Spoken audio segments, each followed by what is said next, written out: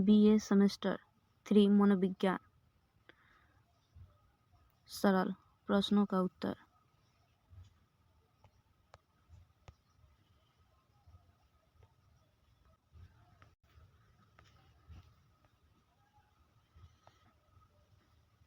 सभी प्रश्नों का उत्तर इस वेबसाइट से मिल जाएगा आप लोगों को।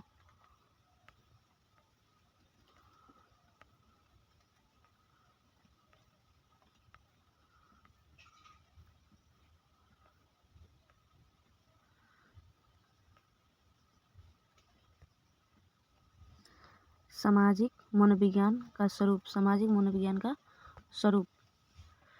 यहाँ पर प्रश्न है, समाज मनोविज्ञान के कार्य क्षेत्र की व्याख्या करें, अथवा समाज मनोविज्ञान के कार्य क्षेत्र विभिन्न पहलुओं का वर्णन कीजिए।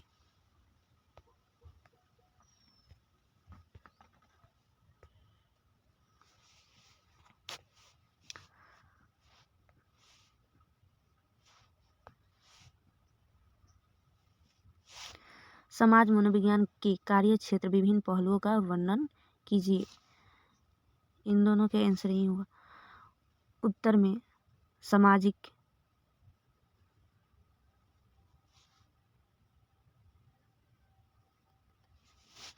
सामाजिक परिस्थिति में किए जाने वाले व्यवहार को सामाजिक व्यवहार कहा जाता है। सामाजिक व्यवहार के विभिन्न पहलू आपस में मिलकर समाज मनोविज्ञान के कार्य क्षेत्र का निर्माण करते हैं। समाज मनोविज्ञान के मुख्य कार्य की व्याख्या इस प्रकार की गई है। एक में मनोवृत्ति।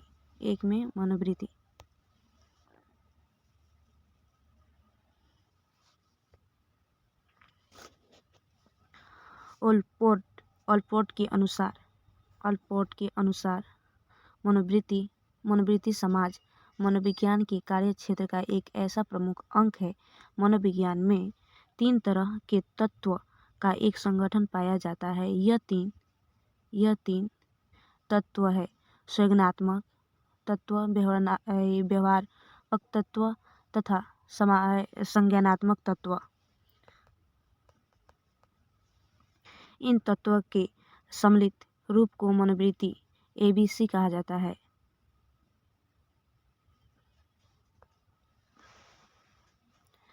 समाज मनोविज्ञान में मनोवृत्ति के जिन पहलुओं पर सबसे अधिक बल डाला जा रहा है वे 3 पहलू है। मनोवृत्ति परिवर्तन, मनोवृत्ति में परिवर्तन, मनोवृत्ति का निर्माण तथा मनोवृत्ति का मापन तथा मनोवृत्ति का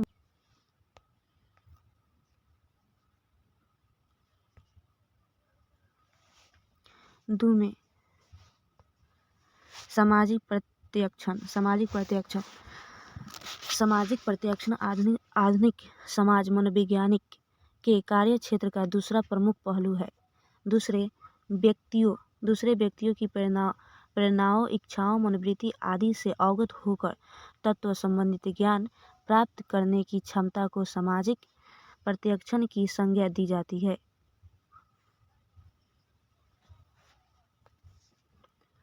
इस कार्य में समस्त मनोवैज्ञानिकों का ध्यान मूल 3 पहलुओं पर अधिक गया है। व्यक्ति प्रत्याक्षण, गुणारोपण प्रत्याक्षण, अशाब्दिक संचार या संप्रेषण।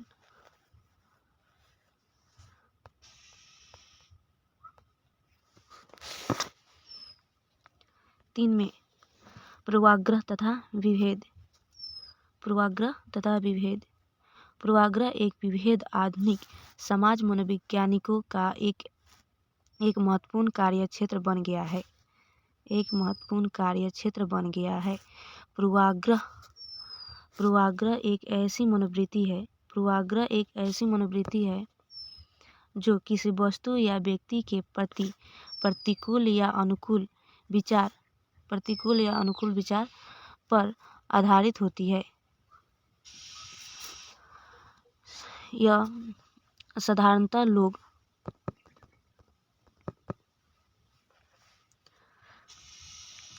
साधारणतः लोग पूर्वाग्रह से मतलब प्रतिकूल विचार पर आधारित मनोवृत्तियों से लेते हैं।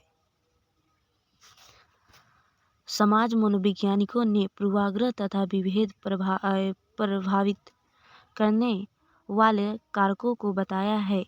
ऐसे कारकों में 3 तरह के कारक को समाज मनोवैज्ञानिकों ने अधिक महत्वपूर्ण बतलाया है,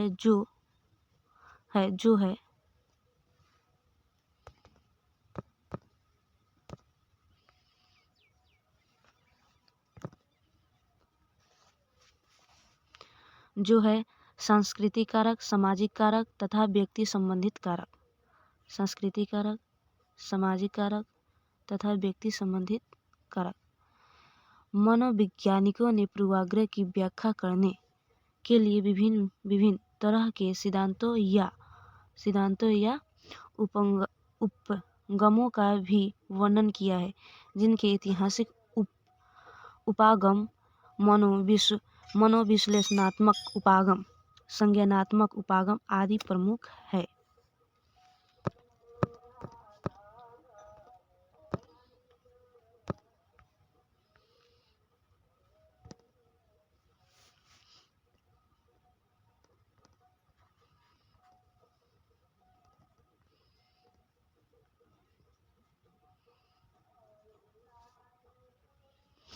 बीए सेमेस्टर 3 का है, जो आपका ये तीनों में आएगा। MIL में, MJK में आएगा, मेजर में आएगा आपका, और फिर से MDC में आएगा, MIDC में आएगा।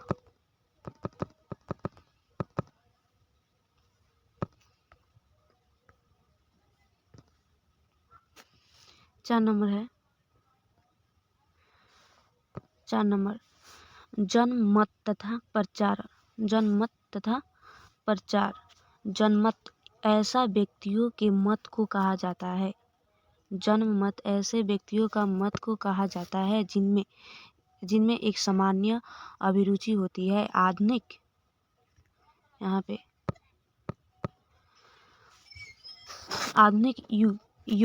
आधुनिक युग में जन्म मत का महत्व इसलिए बढ़ गया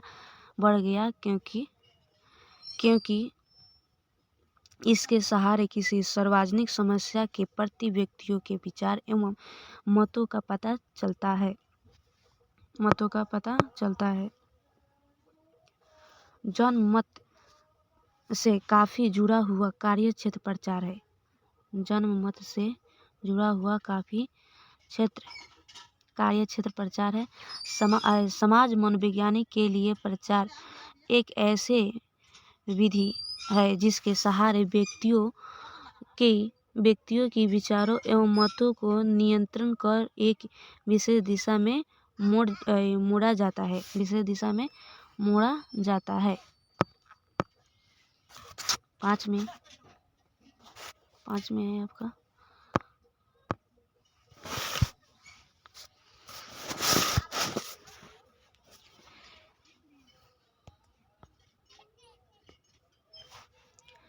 नेतृत्व एक ऐसी प्रक्रिया है जिसमें किसी संगठित समूह की प्रक्रियाओं को किसी निश्चित लक्ष्य की प्राप्ति की दिशा में उन्मुख कराया जाता है, जिस व्यक्ति का प्रभाव समूह की इन क्रियाओं पर सबसे अधिक होता है।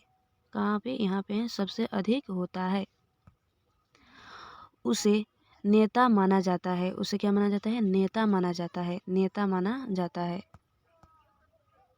नेता, यहाँ पे है नेता। नेता की समर्थता या प्रभावशीलता की व्याख्या करने के लिए कई सिद्धांतों का प्रतिपादन किया गया है।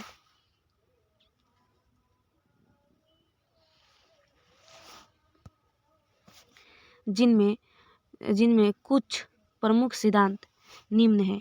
क्या है? निम्न है।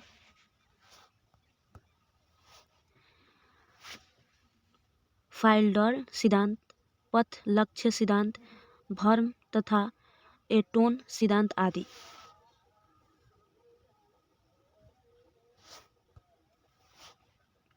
छ में सामाजिक प्रभाव। सामाजिक प्रभाव की महत्वपूर्ण कार्य क्षेत्र में से एक है। सामाजिक प्रभाव भी महत्वपूर्ण कार्य क्षेत्रों में से एक है। यह एक ऐसी प्रक्रिया है जिसमें किसी एक व्यक्ति के व्यवहारों या भावनाओं एवं मनोवृत्तियों में परिवर्तन दूसरे व्यक्ति द्वारा कुछ कहने या करने के फल स्वरूप होता है। यहाँ तक ले हम लोग आ गए हैं।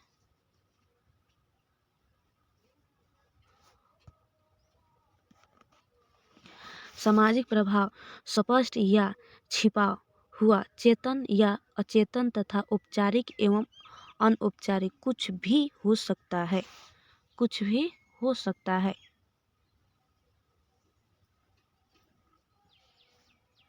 आधुनिक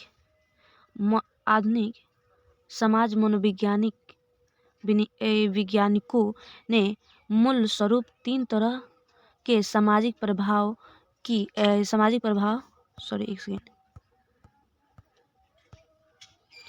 सामाजिक प्रभावों को महत्वपूर्ण बतलाया है।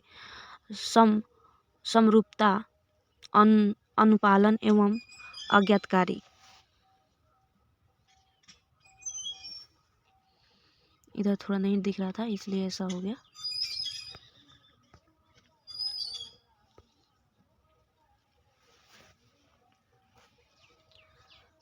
यहाँ तक 7वां नंबर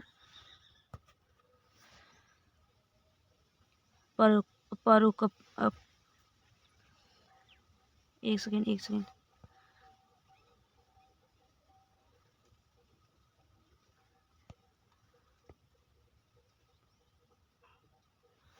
परोपकारिता, यहाँ पे 7 नंबर परोपकारिता, आक्रमणशीलता, सहयोग एवं प्रतिद्वंदिता। ठीक है, इसका होगा यहाँ से आपका उत्तर हो रहा है। यहाँ से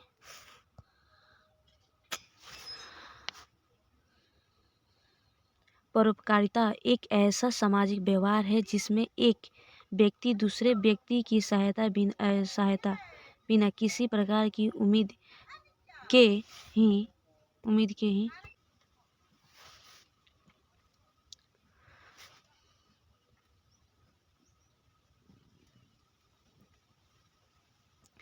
व्यक्ति दूसरे व्यक्ति की सहायता बिना किसी प्रकार की उम्मीद के ही करता है।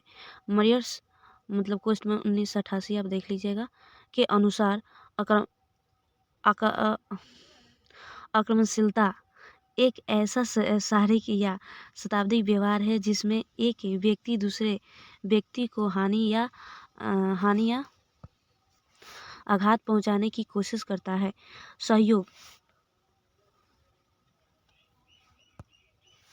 सहयोग एक ऐसा सामाजिक व्यवहार है जिसमें 2 या 2 से अधिक व्यक्ति एक साथ मिलकर कार्य करते हैं। यह कार्य का जो प्रतिफल होता है उसका क्षय सभी व्यक्तियों को दिया जाता है। प्रतिद्वंदिता एक ऐसा सामाजिक व्यवहार है, यहाँ पे हम लोग प्रतिद्वंदिता एक ऐसा सामाजिक व्यवहार है जिसमें प्रत्येक व्यक्ति प्रायः दूसरे व्यक्ति की तुलना में अपना निष्पादन आगे बढ़ाना चाहता है।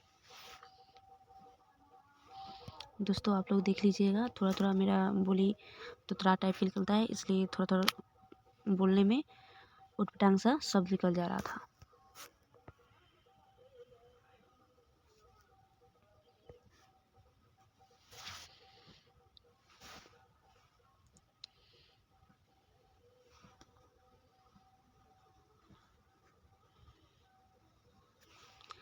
आठ नंबर में देखिए, 8 नंबर समूह प्रभाव से तात्पर्य भिन्न प्रकार के समूह द्वारा व्यक्तियों पर पड़ने वाले प्रभाव हो सकता है। मनोवैज्ञानिकों के समूह प्रभाव को 7 भागों में बांटकर अध्ययन करने की कोशिश की है। यहाँ पे हम लोग कोशिश की है।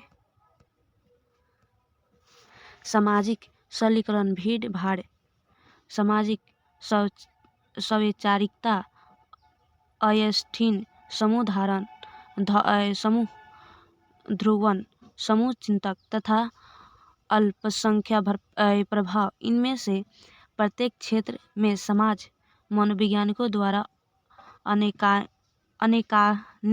प्रयोग किए जा रहे हैं और उसके आधार पर लोग समूह प्रभाव के बारे में महत्वपूर्ण सामान्यीकरण प्राप्त कर रहे हैं।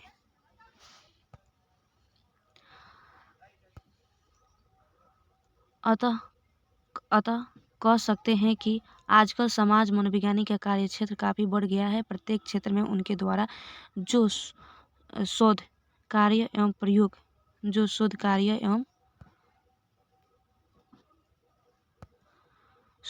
एवं प्रयोग किए जा रहे हैं उनमें से लोग संबंधित क्षेत्रों की समस्याओं को अधिक से अधिक सुलझा सकने में समर्थ हो पाएंगे। ठीक है दोस्त, बाय बाय। आज के लिए इतना ही। आप लोग देख लीजिएगा, टॉपिक बाई टॉपिक है।